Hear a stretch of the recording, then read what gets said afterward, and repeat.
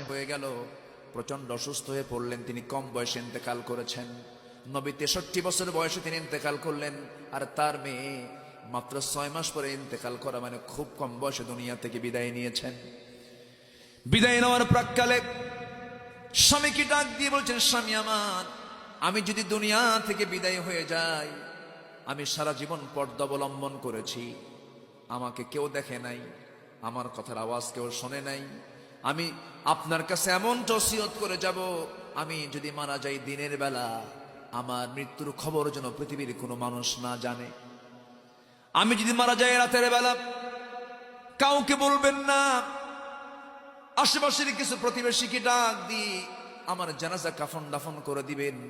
লোকজন বেশি হওয়ার দরকার নাই, লোকজন বেশি হলে যখন খবর জানাজানি হয়ে যাবে, লক্ষ লক্ষ মুসলমান সব আমার জানাজায় হাজির হয়ে যাবে।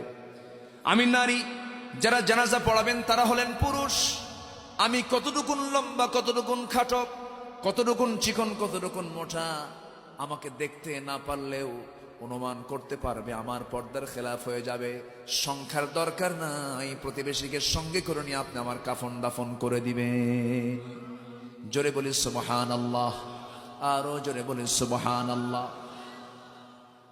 মা ফাতিমা, আমার নবীজির মেয়ে ফাতিমা রাদিয়াল্লাহু তাআলা আনহা যখন দুনিয়া থেকে বিদায় নিলেন, রাতের বেলা আবু যর গিফারি তার প্রতিবেশী স্বপ্নের মধ্যে দেখতেছেন, রাসূল তাকে বলছেন, আবু যর গিফারি শোনো, আমার কলিজার টুকরা মেয়ে ফাতিমা দুনিয়া থেকে বিদায় নিয়েছে, যাও তুমি আমার মেয়ের কাফন দাফনের বন্দোবস্ত করো, দাফনের জন্য কবর খনন করো। তিনি কোদাল নিয়ে বের হলেন, চলে আসলেন আলীর বাড়িতে, দরজায় নক করে বলছেন, ভাই আলী দরজা খোলো। দরজা খুলেই সালাম দিয়ে তিনি কান্নায় ভেঙে পড়ছেন আর বলছেন, নবীজির কলিজার টুকরা মেয়ে ফাতিমা দুনিয়া থেকে বিদায় নিয়েছেন। হযরত আলী বলেন, ভাই আবু যর, তোমাকে এই সংবাদটা দিল কে? সঙ্গে সঙ্গে তিনি বলছেন, সংবাদ তোমাকে কেউ দেয় নাই, রাসূল আমাকে স্বপ্নে জানিয়ে দিলেন তার কবরটা খনন করার জন্য। কবর খনন করার জন্য আবু যর গিফারি চলে গেলেন। আবু যর গিফারি কবর খনন করতে গেলেন। কবর খনন যখন শুরু হয়ে গেছে, এমন সময় কবর খনন করতে করতে পাগলের মতো হয়ে গেছেন আবু যর।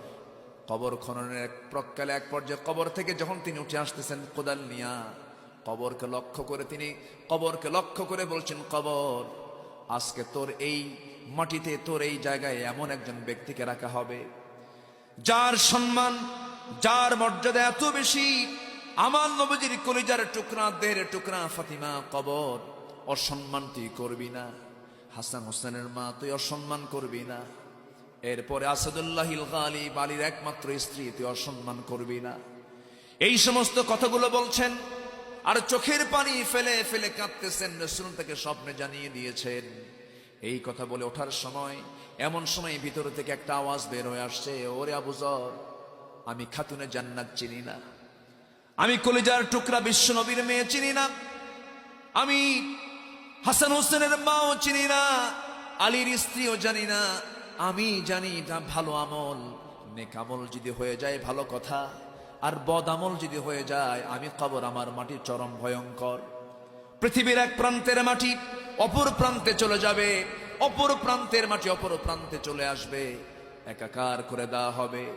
এই কথা শোনার পর আবু যর গিফারি ওই কবর থেকে যে উঠে দাঁড়িয়েছেন, আর সারাটা জীবন তিনি সংসার জীবন করতে পারেন নাই তেমন ভাবে।